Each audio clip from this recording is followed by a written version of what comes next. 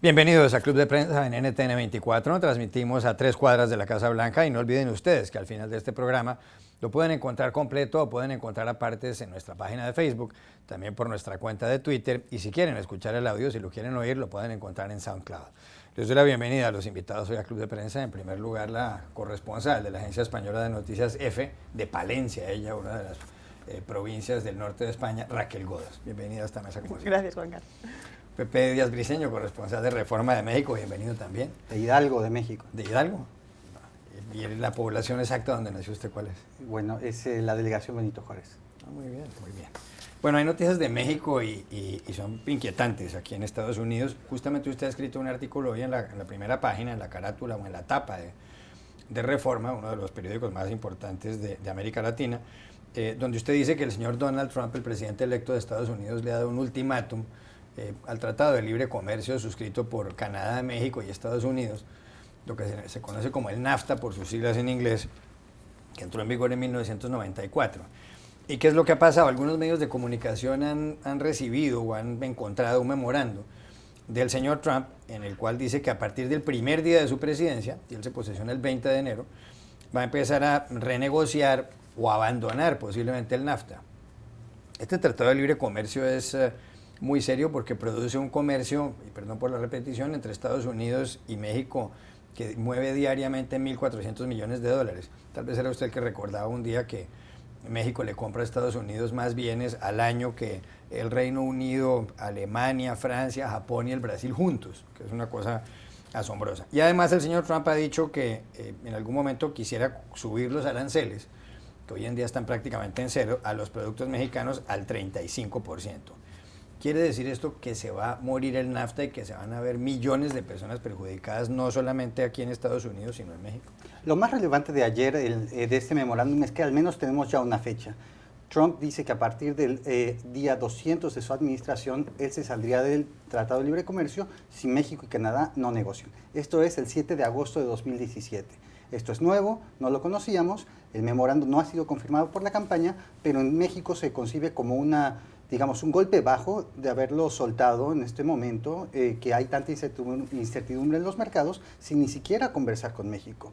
Es importante y todo el mundo lo está tomando en serio, pero el gobierno mexicano ha tomado una actitud de hay que ser optimistas, hay oportunidad para conversar, tenemos que ver exactamente qué viene. Bueno, hemos visto durante 18 meses que tomar al señor Trump como algo que no necesariamente va a cumplir lo que quiere, pues ha sido un error. No tomar en serio a Trump, me parece que incluso con un borrador filtrado como el de ayer, tiene que ser la prioridad, tomarlo en serio. Digamos, la gente en México está muy confiada en que la producción, digamos, de manufacturas está muy entrelazada y que eso va a obligar a Trump a decir, ¿sabes qué? Mejor lo dejamos o algo, una modificación pequeñita y seguimos adelante. Hay ejemplos interesantes, ¿no? Por ejemplo, las guitarras Fender, Juan Carlos. Las guitarras Fender son muy famosas para tocar eléctricamente. Las medias... Y hay bajos Fender también, buenos. Exacto. Las medias de $400 alrededor se producen en México y realmente subsidian la producción en Estados Unidos de guitarras más caras también de Fender, como de $1.800. Si se ponen las tarifas, Fender tendría que cerrar su planta en México porque no saldrían las cuentas y se pondría en peligro el subsidio de las otras guitarras que son producidas en Estados Unidos, además de que las plantas en Estados Unidos no están preparadas para producir tantas guitarras y de la calidad media que se producen en México. Entonces, esto es solo un ejemplo de cómo la producción entre Estados Unidos y México de las manufacturas está entrelazada, que va a ser muy difícil echarlo para atrás. Seguramente los productores en Estados Unidos se van a quejar mucho con el señor Trump. Y sin embargo, lo que hace falta es el gobierno mexicano con un plan creíble, que aunque no se crea que pueda ponerse esto en práctica, que presente y diga, mire señor Trump, esto es lo que tenemos enfrente para usted. Raquel Godas. ¿Qué va a pasar con los aguacates? A mí me preocupa mucho el precio del aguacate en Estados Unidos. Claro, es el principal importador de aguacates y exportan desde México acá millones y millones diariamente. No sé, yo creo que desde luego no hay que tomarle a guasa cualquier afirmación a Trump, ya nos hemos equivocado muchas veces con esto. Y lo que sí está claro también es que él tiene que hacer algo respecto a los tratados de libre comercio. Si en algo se ha basado esta campaña, si en algo ha quedado claro que ha calado en la sociedad estadounidense, tanto aquellos que votaron a Bernie Sanders durante las primarias como los que han votado a Trump a lo largo de todo el ciclo, es que están en desacuerdo con lo que provocan los tratados de libre comercio. Entonces, ¿de qué manera lo van a modificar? Por supuesto, no todo está perdido, no hay que considerar que esto es el fin del mundo ni el fin del Tratado de Libre Comercio entre Estados Unidos, Canadá y México, pero sí hay que considerar que Trump tiene que hacer algo porque es una de sus grandes promesas de campaña, si no alguien se le va a echar encima. La cuestión es de qué manera lo va a hacer. Por lo tanto, como bien dice Pepe, pues bueno, habrá que esperar también, sabemos que hay unos márgenes, que está esa fecha ahí marcada, y también sobre todo hay que tener cautela y esperar a que la campaña lo confirme, ¿no? Pero a mí lo intrigante me parece que se haya filtrado el memorando y que todavía ellos no hayan dicho nada. Hay un dato, adelante Pepe. Alrededor de 50% de los votantes en Wisconsin, Michigan, Pensilvania y Ohio creen que el libre comercio es un error. Eso sale de las encuestas de salida del día de la votación del 8 de noviembre. Hay un dato que llama la atención aquí porque en el diario The Washington Post un artículo de Anna Swanson que dice que México tiene mucho que perder en caso de que el señor Trump decida pisar el acelerador porque México importa de Estados Unidos el 51% del total de los productos, exporta a Estados Unidos el 73%, mientras que para Estados Unidos las importaciones de México son del 13% del total y las exportaciones del 13%. Importaciones 13%, exportaciones el 13%. Hay otro asunto, Raquel, que llama mucho la atención, y no sabe uno si es consecuencia de estas elecciones del pasado día martes. Una alcaldesa del municipio de Clay, que tiene 491 habitantes en el estado de Virginia Occidental, muy cerca de aquí, la señora Beverly Whaling, publicó una nota diciendo que le parecía muy bueno que llegara Melania Trump, la esposa de Donald Trump, a la Casa Blanca, porque refiriéndose aquí a Michelle Obama, primera dama actual, esposa de Barack Obama y afroamericana, debo decirlo simplemente para ilustración de los televidentes, dijo lo siguiente la alcaldesa: será refrescante tener una elegante, bella y digna primera dama en la Casa Blanca. Ya estoy aburrida de ver actualmente a un simio en tacones, a un chimpancé en tacones, refiriéndose a la señora Michelle Obama. Por supuesto, 170,000 personas protestaron por las redes sociales y la alcaldesa ha tenido que renunciar. ¿Va a hacer carrera el racismo ahora en esta nueva administración? ¿Tendrá algo que ver la elección del martes o esto es un episodio aislado de alguien que dice estupidez? Bueno, ha habido más episodios aparte de este, ha habido casos de niñas latinas que han sufrido acoso en las escuelas.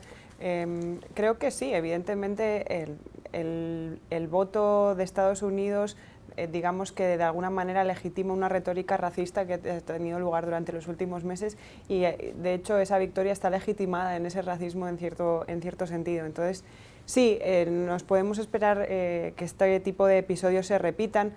Lo que sí creo es que ahora la tarea de los medios de comunicación y también de los demócratas es centrarse en denunciar ese tipo de cosas. Hasta ayer el líder de la minoría demócrata en el Senado, Harry Reid,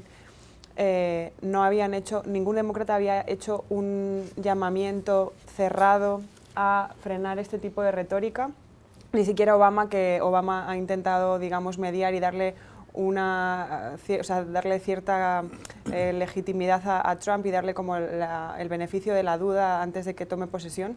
Pero sin embargo Reid ayer, que está saliendo también del Senado a partir de enero, ya se retira, pero él como un líder demócrata ayer reclamó que hay que pelear ante ese tipo de actos y no dejar que se conviertan en la bandera del país, porque al fin y al cabo Trump va a ser el presidente de este país y ese tipo de retórica ha sido lo que ha abanderado su campaña. 30 segundos. Sí, y más allá de asignarle que Trump sea responsable de impulsar o de tener alguna responsabilidad en este tipo de ataques de odio, me parece que este daño ya está hecho, las expresiones están ahí y lo más preocupante, como decía Raquel, es la generación que se está formando en las escuelas que escucha este tipo de mensajes y qué va a pasar en el futuro. El daño ya está hecho.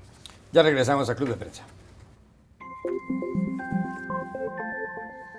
Volvemos a Club de Prensa en NTN 24. Raquel, la Corte Suprema venezolana, el Tribunal Supremo, ha decidido declarar inconstitucional el juicio político que le quiere seguir la Asamblea Nacional, el Parlamento, donde manda la oposición a Nicolás Maduro, el presidente, porque además él no ha hecho las gestiones conducentes, según la oposición, para que se pueda convocar el referendo revocatorio antes del 10 de enero.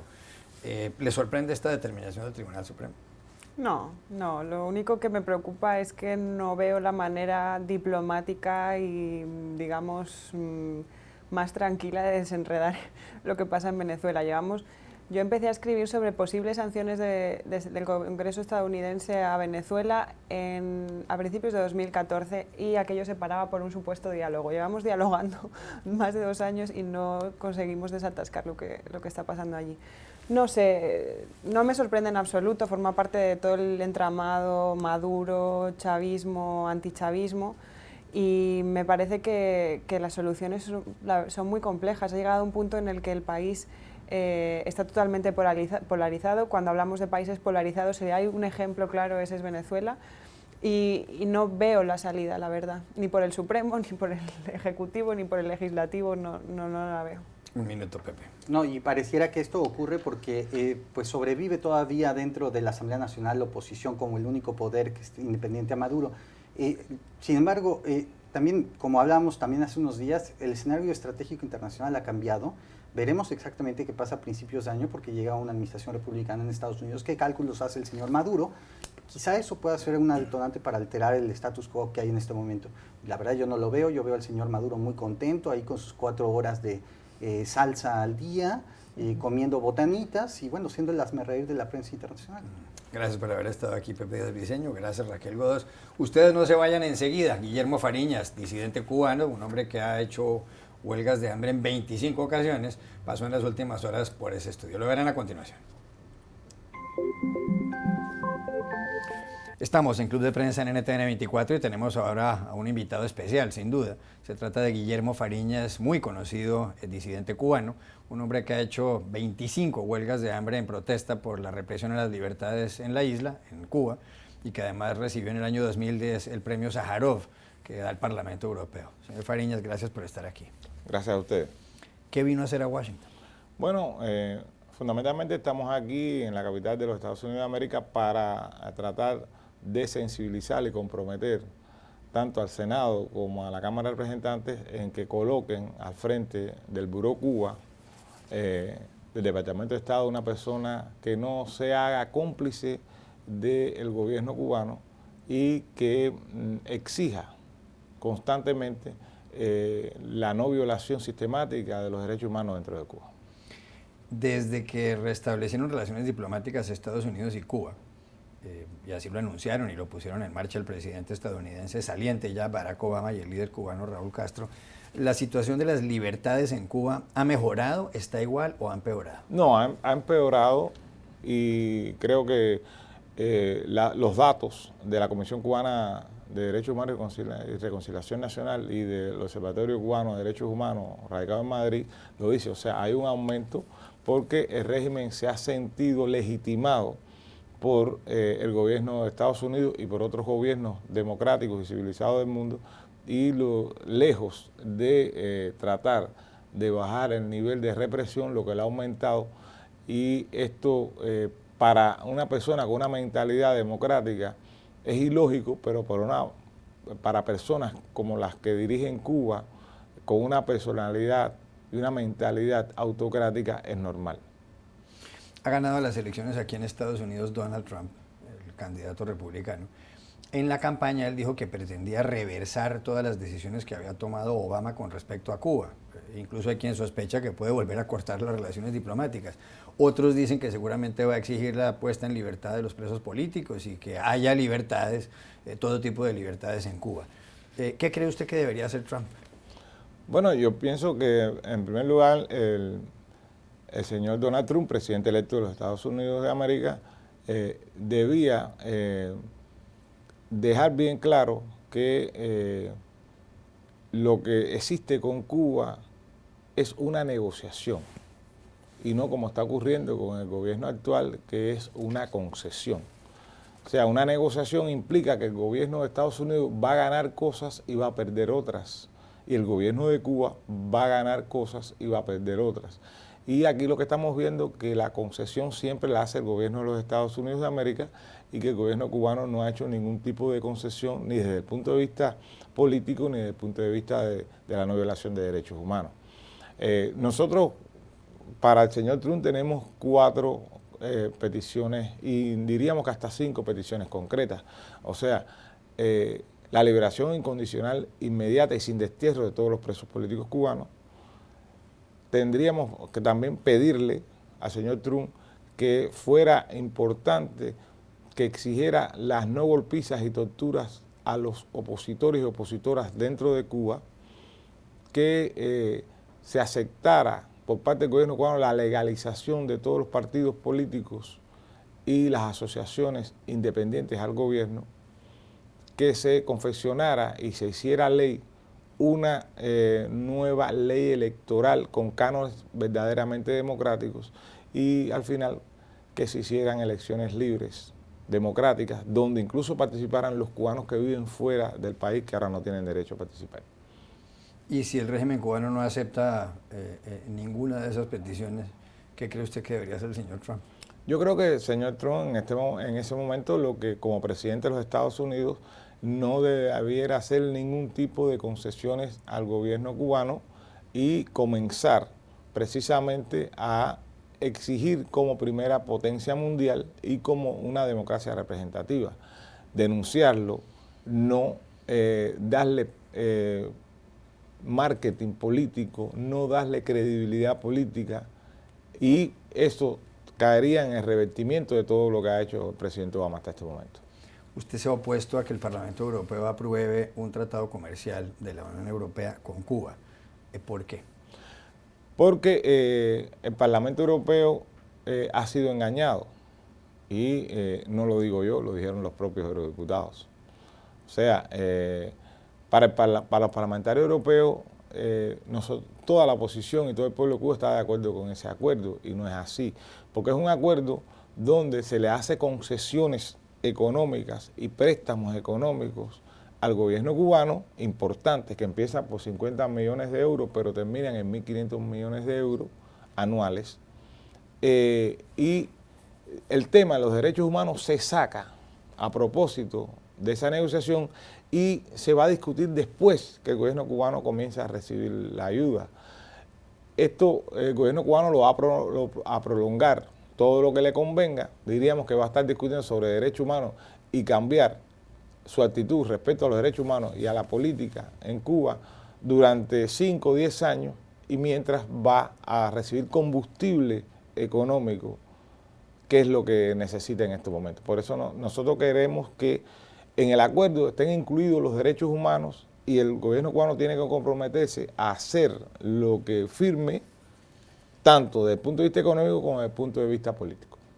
Última pregunta, ¿qué va a pasar en Cuba cuando desaparezcan los Castro?